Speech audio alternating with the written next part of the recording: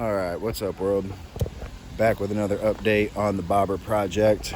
So without further ado, it's been down for roughly about 6 weeks now. 4th of July, I went on a trip up north, and when I was coming back, I lost it about 50 miles shy of getting home, and it was stranded. So what ended up happening is there's your stator, and then you got your regulator rectifier, which throws the charge back to the battery. Well, when I replaced it, it had a plug that came with it, and I went ahead and just plugged it in and ran it, even though I had already been through the education of needing to butt connect and shrink wrap it, or heat shrink it, I mean. So anyways, that melted, I got stranded, and then it did something with the engine here. I don't understand exactly what, but I ended up getting it home, and I ordered a new regulator rectifier, and I hardwired it in, and then I started it up, and it sounded like there was a lot of water in my cylinders. And then after doing some research, I finally narrowed down to the conclusion that there was my valve clearance might have been out of whack, because that's what it sounded like. It sounded like I was having a valve slap in my cylinders. So what I did was I tore the whole top end down and took the rockers off and did my valve clearance. Now I have 2 intake valves here and then 1 exhaust valve, and then same on the back. So I did the front first, and I adjusted it, got it to top dead center, and did my clearance. And then when I went to do the back, I don't know if you can see it too well, but right there on the cylinder head, you can kind of see that blue stuff. Yeah, that's Permatex. Some genius decided to glue the head down because they didn't have the proper gasket last time they were in it. So that was fun. I ordered the new gasket, tried to clean it up as best I could, put it back on. It wasn't good enough. It was puking oil. That was last weekend. This weekend, I got my hands on a Dremel from my neighbor with a wire wheel, and I took it off and I cleaned it up as best I could, and I found some damage on the bottom side of the cylinder. So that might have been why they did it. But again, you're not supposed to use Permatex on head gaskets. So I added a washer on both sides right there underneath my bolts to kind of add a little more pressure down to the gasket to get it to seal. I just ran it for, I don't know, 10 miles and not a drop. So that's good. Also, I was having issues with throttle response. I had a dead spot in my throttle cable. I've been fighting this all year. Now, I think that the Permatex might have had something to do with the dead spot, because it was only at speed, and it would make the ride unenjoyable, and it wasn't right. So I've yet to take it out and get it up at speed yet. I just bopped around the neighborhood here. So the next step is I'm going to take it out on the open road, get it up over 60 miles an hour, and see how the throttle response acts. So I guess I should have honed in on the whole purpose of that statement. Is I was running a Amazon Chinesium $20 fuel pump when I first bought the bike, and it was crap. So I finally saved up the money, and I was able to get the OEM. It was quite expensive, but now I should have the throttle response. That on top of the proper gasket now I got the proper valve clearance. So yeah, I mean, I've completely ran through this entire bike, aside of tearing the cylinders down and getting down to the lower. Oh, that's another thing. So yeah, look at that. See my nice shiny brass new inspection caps? Yeah. So another thing I found was, when I bought the motorcycle, the inside of this inspection cap was full of RVT. It was blue. I never paid too much mind to it because I never had to deal with it. Though you can see chunks of it from where I was cleaning it up.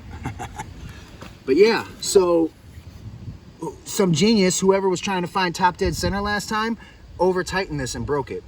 So when I tightened it back in, I snapped the flange right off. And it was just, dude, it's been a nightmare. It's been one thing after another, after another, after another. So, quick little summary. Bought the bike in January, installed some turn signals, cleaned the carburetor, got that all new, upsized the jets to accommodate for the dump out pipes here, that's aftermarket, and the open velocity stacks because I don't have an air box. So you need the upsized jets in order to accommodate for the extra air coming in. And you need the free flow dump out pipes to let the extra air out, right? So I finally got that all dialed and tuned in. That took a while. Got that taken care of. Then I was having issues with my charging system. So I started going through crappy regulator rectifiers, you know, again, Chinesian bullcrap, not knowing what I was doing. And then finally, after I had the issue on the 4th of July, I went ahead and I just flipped for a good one. So this one's from Summit Racing. I don't see it failing on me. Also, I installed a voltmeter right here. It also has a phone charger on it, just in case I want to get fancy, but it monitors my volts while I'm going down the road. So I connected it hard line in right here. This is the existing license plate and whatever for the rear fender. So when they bobbed it out and deleted it, it opened up that circuit. So I was able to just tie directly into that circuit. So I got about 1 volt of amperage, or 1 volt drop from my connection to the actual meter. So I just keep that in mind when I'm reading it, and yeah, so that way I can keep an eye on what my charging system's doing while I'm going down the road. So yeah, there's that. Then it's got a new stator, new regulator rectifier, new battery, new carburetor, all rebuilt and upsized, new tubes and tires, new brakes, and I want to say that's it, aside of little odds and ends, like spark plugs and stuff like that, relays, fuses, etc, etc. So yeah, this is my project, and I've been beating my head up against the wall all season with it, but I'm finally got it back running again. It still has kind of a funky sound to it. I don't know if it's really valve slap or what, but that sound wasn't there pre-breakdown on the 4th of July, and now it's here post-breakdown. So we're gonna try to figure that one out, get it dialed in, and yeah, then it's time to upgrade. So this is only a 600cc, which is a true 598. It's really small. It's a great beginner bike, or for a smaller frame guy or a female, and it's ultra reliable. So I don't know anybody listening to this video has any idea about valve clearance, but my intake valves are to be 6 thousandths and my exhaust valve is to be 8 thousandths at top dead center. The first time I went to do the adjustment, I didn't understand the concept of a 4-stroke and how there's an overlap stroke.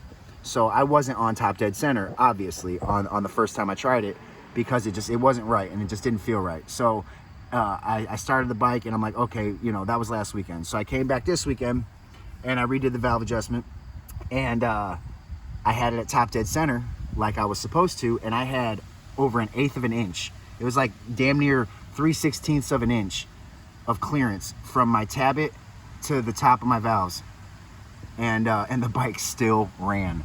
It still started, and it ran. It sounded terrible, but it ran. They say Hondas are over-engineered, and I tell you, this bike, it hasn't disappointed. Yeah, it really has, though, because it's been a project, but it's been relatively cheap. It's not too bad. Had it been a Harley, I don't think I'd be nowhere near as far as I am as far as